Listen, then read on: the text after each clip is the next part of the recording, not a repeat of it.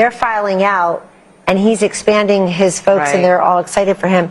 Look, I think that Kamala Harris is a sign of the times, but I think that Trump's a metaphor for the country. And when he says we don't surrender, fight, fight, fight, we get back up, I just think I think that's what it is. The other thing I just want to say, maybe it's as a Catholic, maybe it's just as a Trump supporter, maybe it's just as a flawed human being. We all get second chances in this life. Rarely do we get a second chance as big as this one. And I have got to believe the man that I know and that Kayleigh worked with is going to work with a certain alacrity and energy to get things done very quickly. What he can do through executive order, what he could do with the Congress, bringing in the governors. Nobody gets a second chance this big in their lives and just puts it on the shelf like it's a trophy or a gold star. He's going to use that as a platform for good and undo some of these bad policies, and I think do even better. You know, these celebrities, these athletes, he's got job creators and innovators. He's got Elon Musk and Dana White. He's got people who make stuff, who people say, wow, there's an American success story, and he's going to bring them aboard. So Vice President Harris has now encountered what is known as the Van Buren curse. It's the failure of the vice president to get to the presidency. Only two have done it, and that is Martin Van Buren in 1836 and George H.W. Bush in 1988. You know, the question is what the Republican Party looks like now. And Kayleigh, it's a multiracial party, to your point. It's working class, and maybe it's the future. I mean, it's Elon Musk. It is Joe Rogan and podcast. It is, you know, there's an opportunity here on both parties to realign and change. There are going to be a lot of conversations that go on to that end. Who is the next standard bearer for President Trump? Is it J.D. Vance? Is he the one who picks up the torch after a 4-year legacy-defining term with the success that Kellyanne's describing? Is it J.D. Vance that picks it up? There's going to be a conversation about ground game. I mean, Kamala Harris over the weekend, they were saying they were knocking 1,000 doors a minute, and I have no reason to doubt that. It was an extraordinary ground game, but do ground games matter as much as podcasts, as much as real, authentic, viral moments like President Trump on the garbage truck or, you know, President Trump at McDonald's, these viral moments that really captured the attention of the nation? And what does the Republican Party look like going forward? It's a broad coalition. It's an exciting coalition. And I think if President Trump manifests that working man agenda, no tax on tips, no, you know, limit on credit card interest rate, that's a working man's economic agenda. And if he makes that happen in 4 years, this party may look like this for quite some time. You know, I'm struck when you're talking about the authenticity part of this, because when I think about him with the French fries at McDonald's and standing up with blood on his face, fight, fight, fight, you can't fabricate. No, you know, consultant can create those moments, Trey. Those are organic and they are authentic. And I think that that is something that Kamala Harris fell really far short on in terms of the authenticity measure. Yeah, if you had told me that a billionaire from New York would be able to connect with middle America, I would have questioned that. To my friend, the gentleman from Tennessee, autopsies are painful, especially when the patient's still alive. I wonder what the Democrat Party is going to go through in the next weeks and months, because this was a loss that I don't think anyone saw coming, not to this magnitude. So what does the autopsy look like if you're a Democrat? It's painful, but you have to have one. How did you lose, and how did you lose this soundly? The easiest way to do it for them would be to simply say, if Joe Biden hadn't clung to the job, clung to the nomination, and hidden his condition with a lot of help, they could have had an open nominating process and gotten a more attractive nominee but I don't know that who would have been freer to walk away from Biden policies and would have had a better shot. I mean, I think that's the easiest, simplest solution, which I'm not sure that's where they'll go, but that makes sense. I don't think you can pass over an African-American female, which is a very loyal constituency for the Democrat Party. I don't see how they could have passed over. But if he'd left the office and she'd run, she would have been put through a different process and would have had competition, and the whole thing would have been different. Against her. You know? But I mean, but Harold, you have a Democratic Party that's pretty old. I mean, you have Nancy Pelosi and Chuck Schumer and Joe Biden. You know, you got Andy Beshear, you got Josh Shapiro, you got Gretchen Whitmer. That's a different kind of Democrat, and that is not the progressive Democrat that wins in a primary. So is it going to be a change in your party? Well, we nominated a Bill Clinton and a Barack Obama who were not from that the old days. party. So I think we'll do that. Look, tonight, what happened this evening and what's happened over the last year has been described. There were those on this panel who didn't believe that this resurrection could have occurred. So if this can happen, things are possible in politics if you're willing to change and willing to have courage and determination. And whatever Democrats or anybody want to say about this guy who's been elected our president, he personifies that courage and determination and persistence.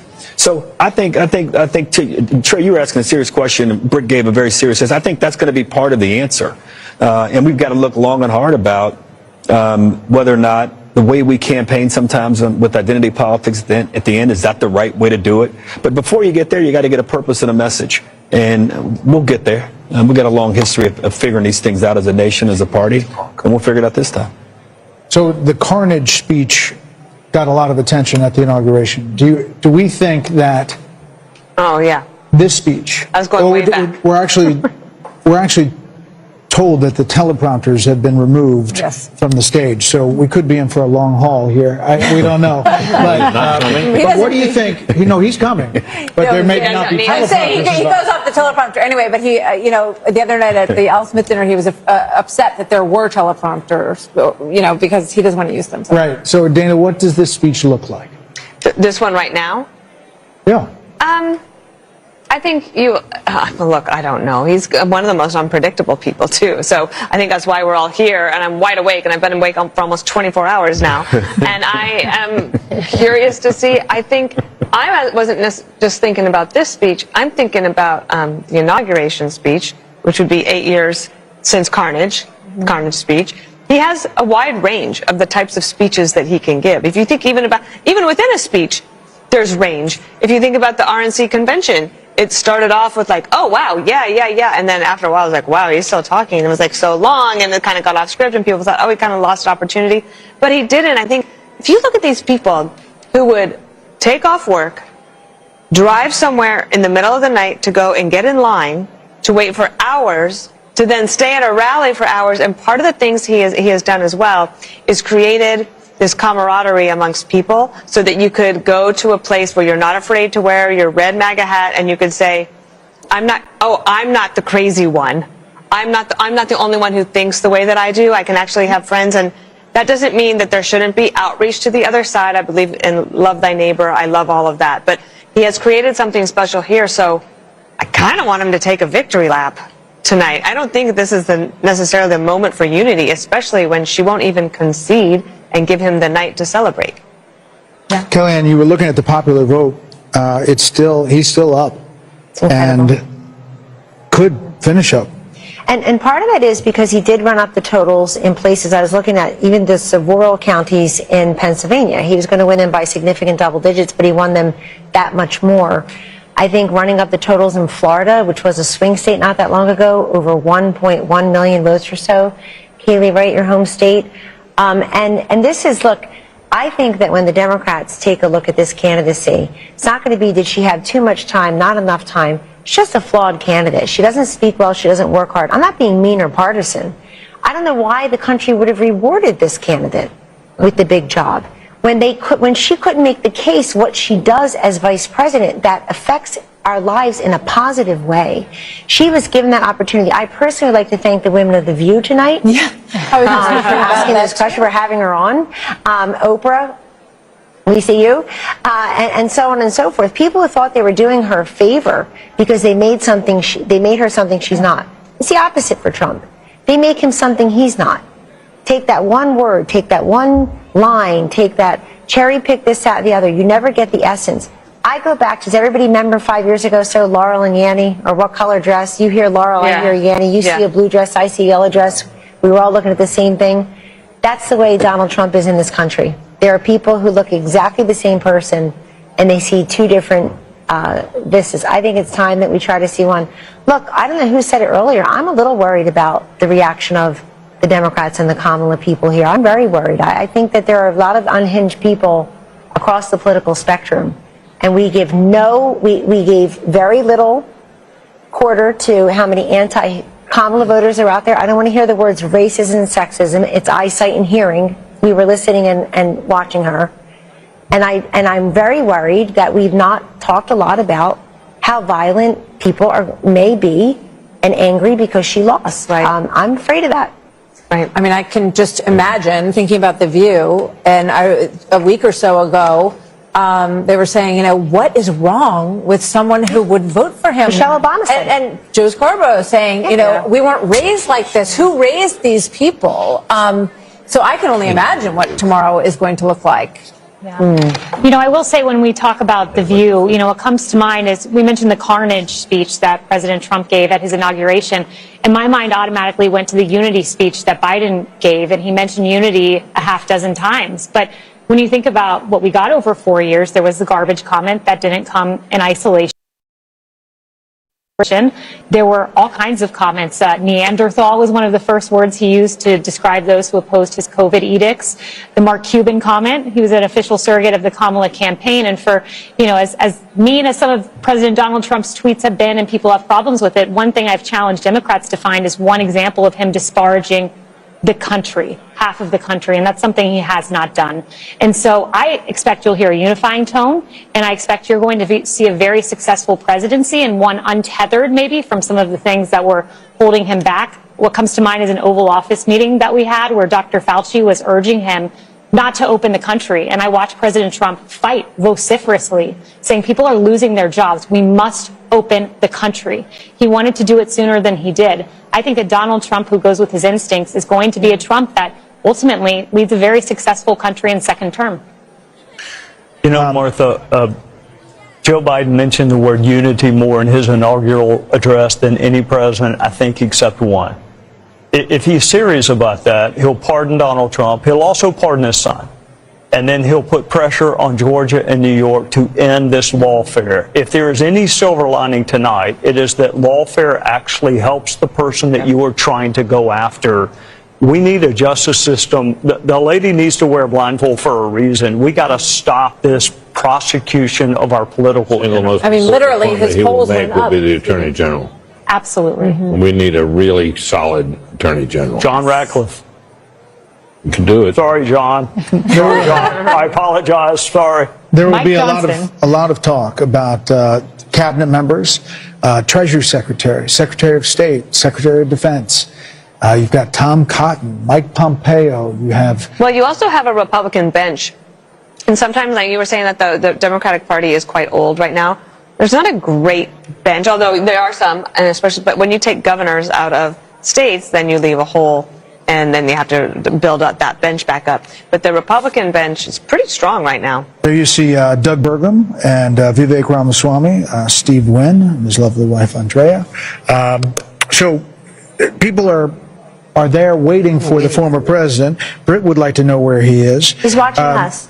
Can we say tonight, though, Harold, that the melting pot still works? That Hispanics, Black Americans, working class Americans, you know, standing up, asking what their government is, democracy in our republic, working. The process works. I think as we get a final account of the numbers and the coalition that President Trump won with this time, I think it'll be one that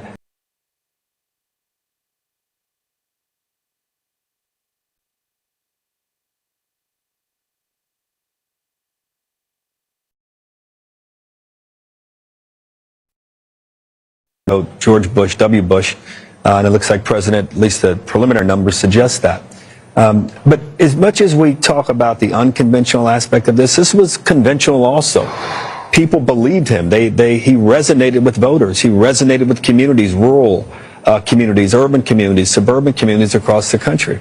And I congratulate him tonight. I didn't want him to win, but I congratulate him on his victory and wish him the best for my country.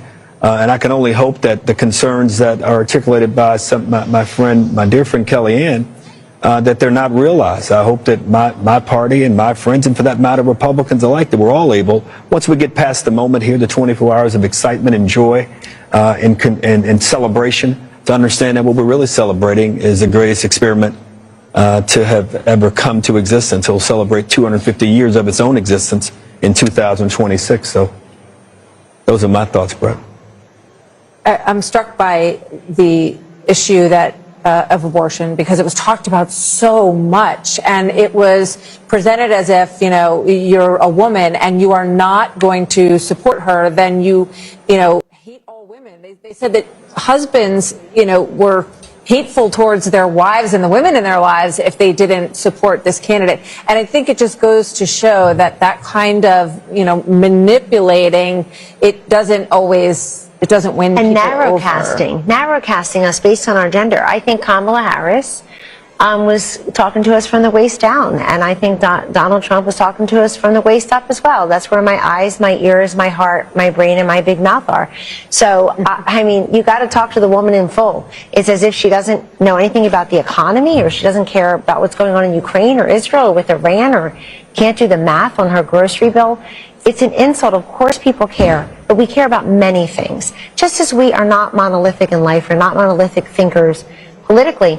But Martha, something else happened. They put these ballot initiatives on to try to gin up turnout for the Democrat. And they did that, and it kind of backfired. Look at this popular vote.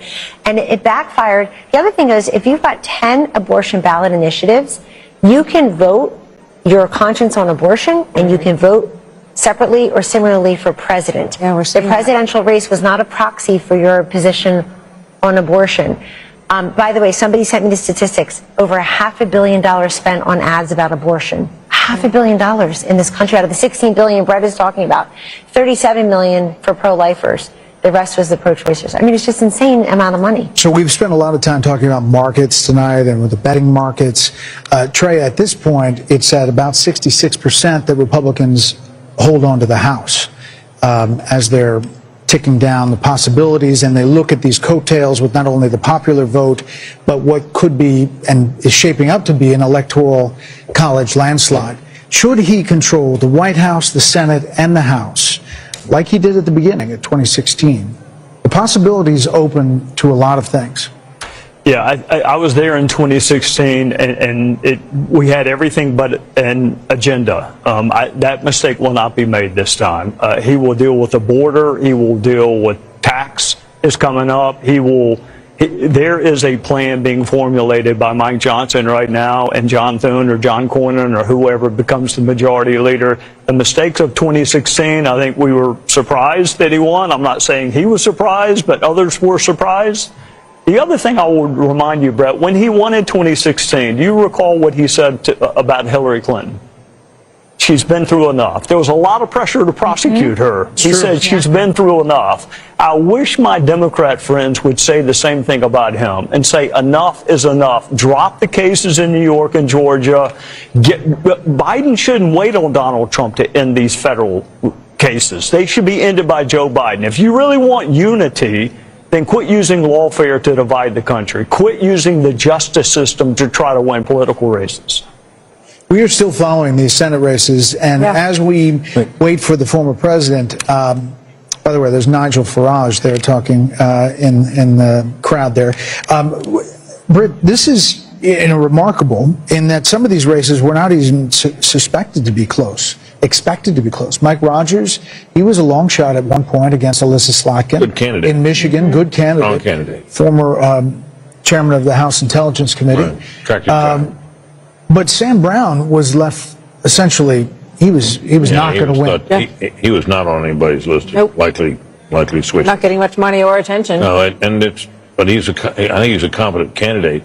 Once again, we have. By the way, there's Sam Brown right there, 48.1 to 47.2, 80% in over Jackie Rosen. How much? It renews our understanding that candidate quality matters. Yep. In this cycle, Republicans in the Senate races in particular fielded some pretty darn good candidates that gave them a shot in states where Republicans often face an uphill battle.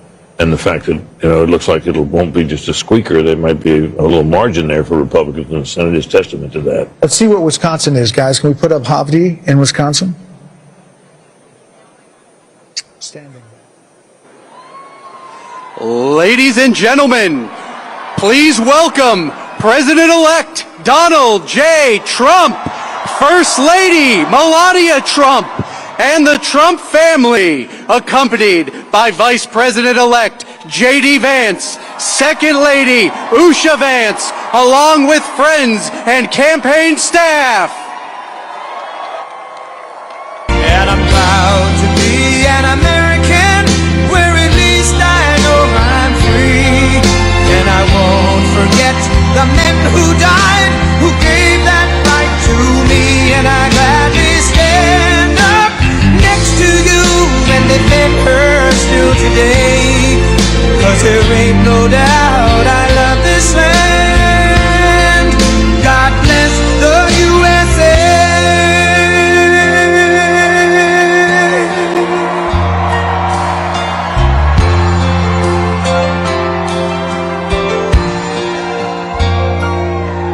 From the lakes of Minnesota to the hills of Tennessee, across the plains of Texas, from sea to shining sea, from Detroit down to Houston and New York to LA, time we stand and say that I'm proud to be an American, where at least I know I'm free. And I won't forget the men who died, who gave that right to me. And I gladly stand up next to you and defend her still today. 'Cause there ain't no doubt I love this land. God bless the USA.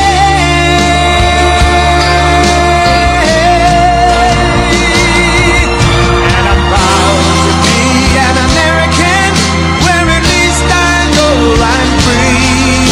And I won't forget the men who died, who gave that right to me. And I gladly stand up next to you and defend her still today. 'Cause there ain't no doubt I love this land.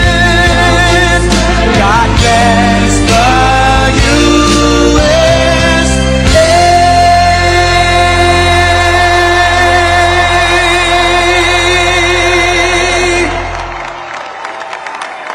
Thank you very much. Wow.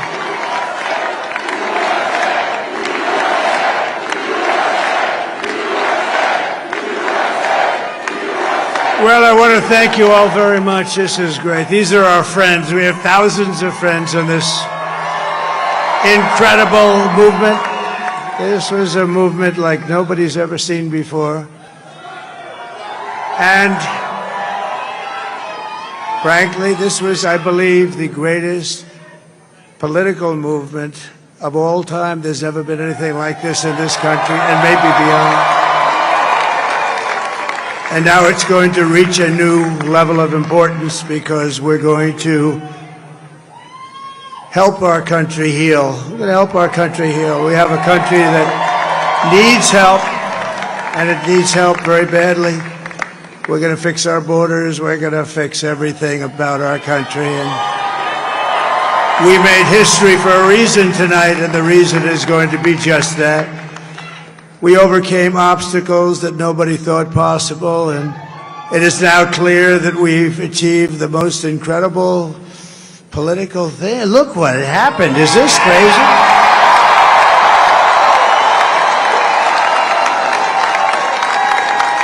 But it's a political victory that our country has never seen before, nothing like this. I want to thank the American people for the extraordinary honor of being elected your 47th president and your 45th president. And every citizen, I will fight for you, for your family, and your future. Every single day I will be fighting for you, and with every breath in my body, I will not rest until we have delivered the strong, safe, and prosperous America that our children deserve and that you deserve. This will truly be the golden age of America. That's what we have to have. This is a magnificent victory for the American people that will allow us to make America great again. Oh, we're going to And in addition to having won the battleground states of North Carolina, I love these places, Georgia, Pennsylvania, and Wisconsin, we are now winning in Michigan, Arizona, Nevada, and Alaska, which would result in us carrying at least 315 electoral votes, but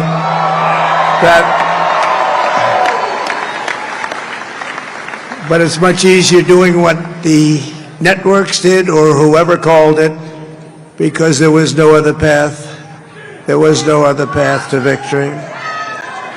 We also have won the popular vote. That was great. Very proud of that.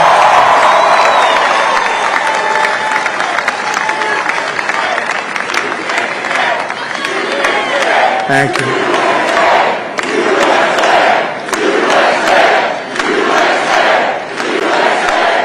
Thank you very much. Thank you. And, winning the popular vote was very nice, I will tell you. It's a great feeling of love. We have a great feeling of love in this very large room with unbelievable people standing by my side. These people have been incredible. They've made the journey with me, and we're going to make you very happy. We're going to make you very proud of your vote. I hope that you're going to be looking back someday and say that was one of the truly important moments of my life when I voted for this group of people beyond the president, this group of great people. America has given us an unprecedented and powerful mandate. We have taken back control of the Senate. Wow, that's great. And the Senate races in Montana, Nevada, Texas, Ohio, Michigan, Wisconsin, the great Commonwealth of Pennsylvania, were all won by the MAGA movement. They helped so much. And in those cases, every one of them, we worked with the senators. They were tough races, and I mean, the number of victories in the Senate was absolutely incredible. And we did tele-rallies. We did tele-rallies with each one of them, and sometimes we did 2 or 3 and it was amazing to look at all of those victories. Nobody expected that, nobody. So I just wanted to thank you very much for that. And you have some great senators and some great new senators. And it also looks like we'll be keeping control of the House of Representatives.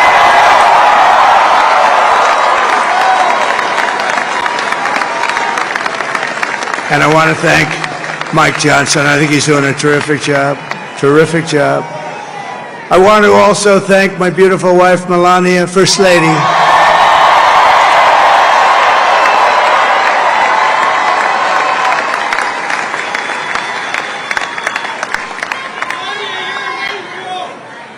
Who has the #1 best-selling book in the country. Can you believe that?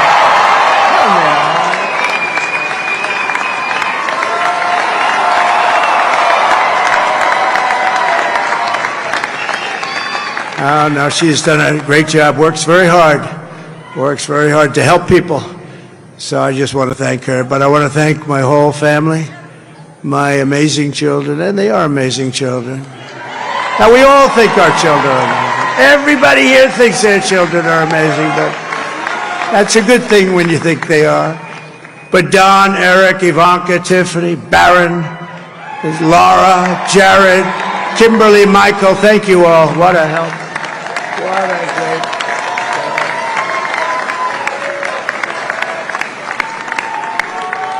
My father-in-law, Victor, is tremendous, and we miss very much Melania's mother, Amalia.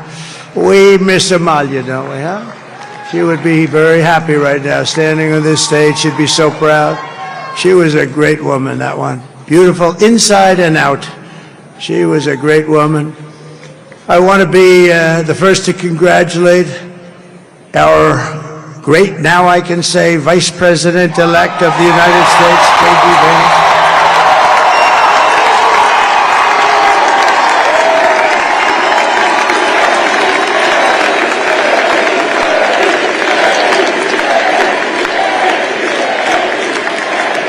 and his absolutely remarkable and beautiful wife, Usha Vance.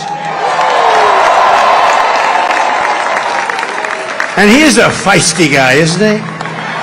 You know, I've said, go into the enemy camp, and you know the enemy camp is certain networks, and a lot of people don't like that. Sir, do I have to do that? He just goes, okay.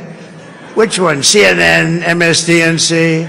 He'll say, all right, thank you very much. He actually looks fine. He's like the only guy I've ever seen. He really looks forward to it, and then he just goes in and absolutely obliterates them. Say a couple of words.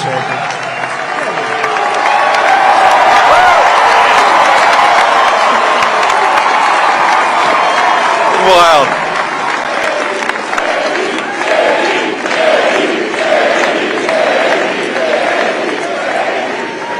Well, Mr. President, I appreciate you allowing me to join you on this incredible journey. I thank you for the trust that you placed in me. And I think that we just witnessed the greatest political comeback in the history of the United States of America.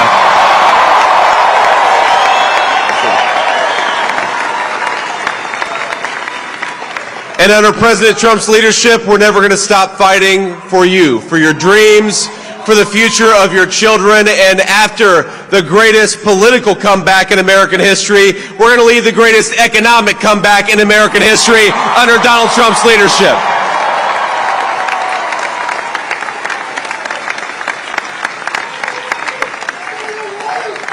Thank you very much. He's turned out to be a good choice. I took a little heat at the beginning, but he was, I knew the brain was a good one, about as good as it gets. And we love the family, and we're going to have a great 4 years, and we're going to turn our country around, make it something very special. It lost that little thing called special. We have to make it so. We're going to make this so great. It's the greatest country, and potentially the greatest country in the world by far. And right now, we're going to just work very hard to get all of that back. We're going to make it the best it's ever been. We can do that. If we had to wait longer, I don't know. It was going bad, and it was going bad fast. We're going to have to seal up those borders, and we're going to have to let people come into our country. We want people to come back in, but we have to let them come back in, but they have to come in legally. They have to come in legally. Let me also express my tremendous appreciation for Susie and Chris, the job you did. Susie, come here. Come here, Susie. Chris, come here, Chris. Susie likes to stay sort of in the back, let me tell you. The Ice Maiden. We call her the Ice Maiden. Come here, Chris. Come here, Chris. Susie likes to stay in the background. She's not in the background. Come here, say something. This wasn't expected, but I just want to thank, obviously, President Trump for this journey. It was a great one, and he's a hell of a candidate, and he's going to be a hell of a great 47th president. And this team that we had, the best team, and, of course, even my boss, Susie Wiles, the best. Thank you. Thank you, and thank you, Susie. Look at her. I've never seen her be shot before. Susie. They're great. Everybody up here is great. Everybody up here is very special. But the Trump, who did you say? Oh, let me tell you, we have a new star. A star is born, Elon. Now he is. Now he's an amazing guy. We were sitting together tonight. You know, he spent 2 weeks in Philadelphia and different parts of Pennsylvania, campaigning. You know, he sent the rocket up 2 weeks ago, and I saw that rocket, and I saw it coming down. I saw it. It was, when it left, it was beautiful, shiny white. When it came down, it didn't look so pretty. It was going 10,000 miles an hour, and it was burning like hell. I said, what happened to your paint job? He said, we've never made a paint that could withstand that kind of heat. And but I saw it come down and turn around, and it was, you know, it's like 22 stories tall, by the way. It looks a little smaller than that, but it's big. And it came down, and you saw that fire burning, and I'm saying, only Elon can do this. It must be an Elon. And I tell the story. I told it last night. I had a man on the phone. I had the screen muted, no sound. I was talking to a very important man, happens to be here. And that very important guy, one of the most important people in, I would say, the country, actually. But, you know, I was president, and now it looks like I was going to be maybe president again, so I figured I could ask him to hold. So I asked him to hold. And especially because you're going to be president again, they hold. So I took the phone down, and I'm looking at the screen. I'm seeing this crazy thing that's going around and coming down. It looks like it's going to crash into the gantry. And I said, oh, no. And I said, do me a favor, do you mind holding for a couple of minutes? I want to see this. I thought it was a space-age movie or something. I put the phone down. Bad part, I didn't pick it up for 45 minutes, and he was holding. But this spaceship came down, and I saw those engines firing, and it looked like it was over. It was going to smash. And then I saw the fire pour out from the left side, and I put it straight. And it came down so gently, and then it wrapped those arms around it, and it held it, and just like you hold your baby at night, your little baby. And it was a beautiful thing to see, and I called Elon. I said, Elon, was that you? He said, yes, it was. I said, who else can do that? Can Russia do it? No. Can China do it? No. Can the United States do it other than you? No, nobody can do that. I said, that's why I love you, Elon. That's great. And you know, when we had the tragic Hurricane Helene, and it hit North Carolina, they were really devastated, the water. This was a big water, as big as we've ever seen, water hurricane. It built lakes out of nothing. Fields became lakes, and the danger was unbelievable. And the people from North Carolina came to me and they said, would it be possible, at all possible, for you to speak to Elon Musk? We need Starlink. I said, what's Starlink? It's a form of communication. So I called Elon, and I'll tell you what, he had, and it was very dangerous. People would die. They had no communication. All the wires were down. I called Elon Musk. I said, Elon, you have something called Starlink. Is that right? Yes, I do. What the hell is it? He said, it's a communication system that's very good. I said, Elon, they need it really, really badly in North Carolina. Can you get it? He had that there so fast, it was incredible. So, and it was great. It saved a lot of lives. He saved a lot of lives. But he's a character. He's a special guy. He's a super genius. We have to protect our geniuses. We don't have that many of them. We have to protect our super geniuses. I want to thank some of the guys. You know, we have up here today the U.S. Open champion. He's a fantastic golfer, slightly longer than me. It's a ball, a little bit longer than me. Just a little bit. Bryson DeChambeau is up here someplace. What happened to Bryson? Where is he? Bryson! Oh, he was shot. He's hitting balls. Oh, he's on the way. He's hitting balls. Bryson. Oh, look at him.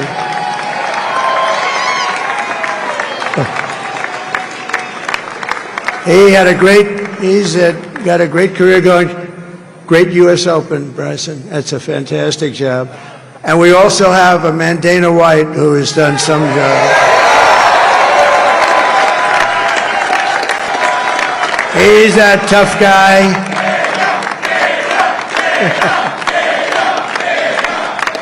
So Dana started UFC and came to me, do you mind if I use your, nobody wanted to give him a rinse because they said it's a rough sport, a little rough. And I helped him out a little bit, and I went, and they said, this is the roughest sport I've ever seen, but I began to like it, and he loved it, and nobody's done a better job in sports. And you know, he's a very motivational kind of a guy, what he does. He gets these fighters, and they really go at it, and it's become one of the most successful sports enterprises anywhere at any time. It's doing so well. I'd like to ask Dana just to say a couple of words, because people love to hear from him. Dana, please, come on.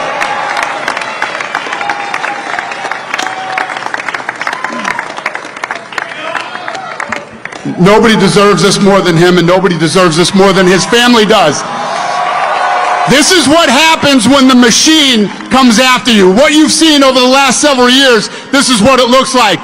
Couldn't stop him. He keeps going forward. He doesn't quit. He's the most resilient, hard-working man I've ever met in my life. His family are incredible people. This is karma, ladies and gentlemen. He deserves this. They deserve it as a family. I want to thank some people real quick. I want to thank the Nelk boys, Aiden Ross, Theo Vaughn, Bussin' with the boys, and last but not least, the mighty and powerful Joe Rogan. And thank you, America. Thank you. Have a good night.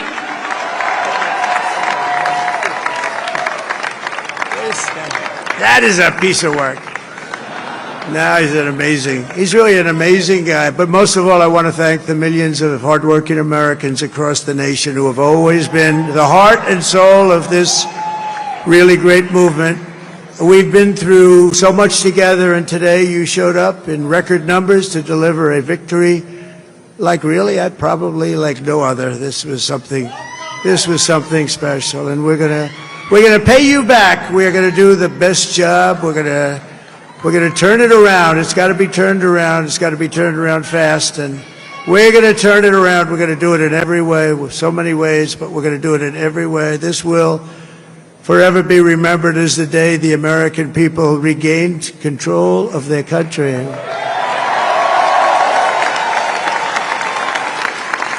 So I just want to say that on behalf of this great group of people, these are hard-working people, these are fantastic people, and we can add a few names like Robert F. Kennedy Jr. He came in. And he's going to help make America healthy again.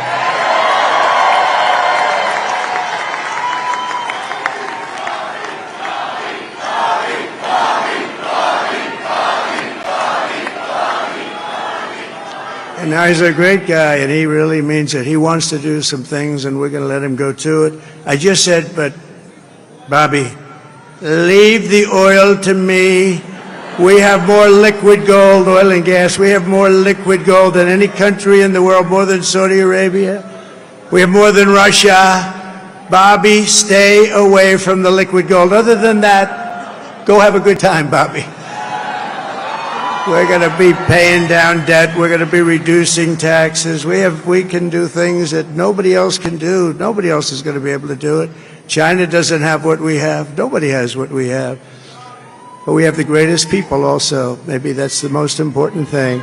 This campaign has been so historic in so many ways. We've built the biggest, the broadest, the most unified coalition. They've never seen anything like it in all of American history. They've never seen any. Young and old, men and women, rural and urban. And we had them all helping us tonight. When you think, I mean, I was looking at it, I was watching it. They had some great analysis of the people that voted for us. Nobody's ever seen anything like that. They came from all corners, union, non-union, African American, Hispanic American, Asian American, Arab American, Muslim American. We had everybody, and it was beautiful. It was a historic realignment, uniting citizens of all backgrounds around a common core of common sense. You know, we're the party of common sense. We want to have borders. We want to have security. We want to have things be good, safe. We want great education. We want a strong and powerful military, and ideally we don't have to use it. You know, we had no wars. 4 years we had no wars, except we defeated ISIS. We defeated ISIS in record time, but we had no wars. They said, he will start a war. I'm not going to start a war. I'm going to stop wars. But this is also a massive victory for democracy and for freedom. Together we're going to unlock America's glorious destiny, and we're going to achieve the most incredible future for our people. Yesterday, as I stood at my last stop on the campaign trail, I'll never be doing a rally again. Can you believe it? I think we've done 900 rallies approximately from them. Can you imagine? 901, something, a lot of rallies. And it was sad. Everybody was sad. Many people, I said, this is our last rally. But now we're going on to something that's far more important, because the rallies were used for us to be put in this position where we can really help our country. That's what we're going to do. We're going to make our country better than it ever has been. And I said that many people have told me that God spared my life for a reason.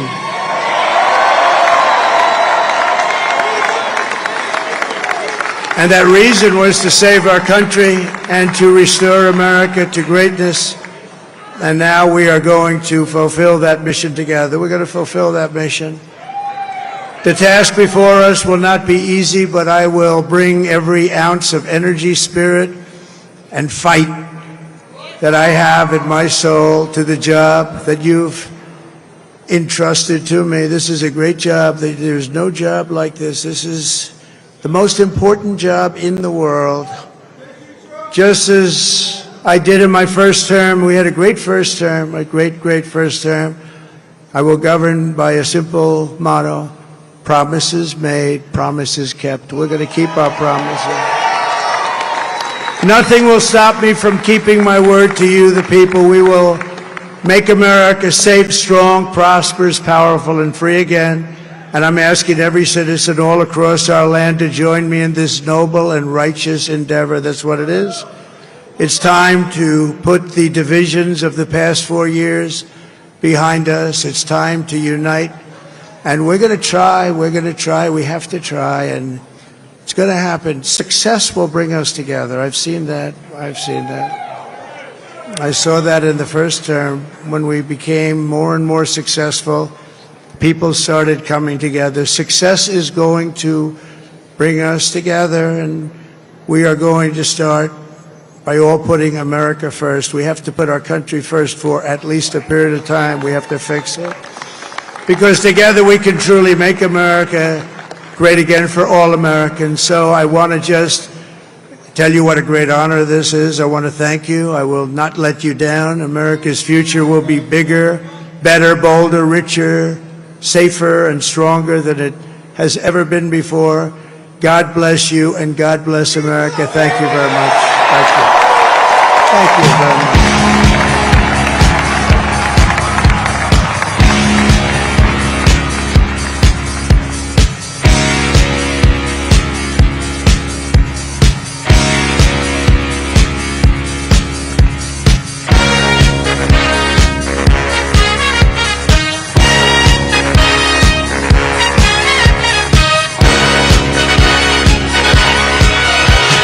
Young man, there's no need to feel down. I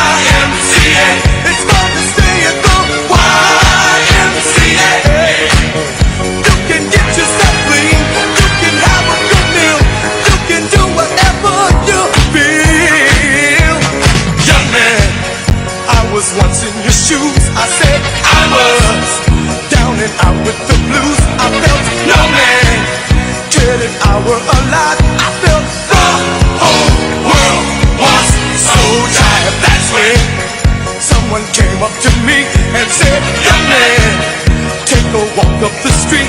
It's a place there called the YMCA. They can start you back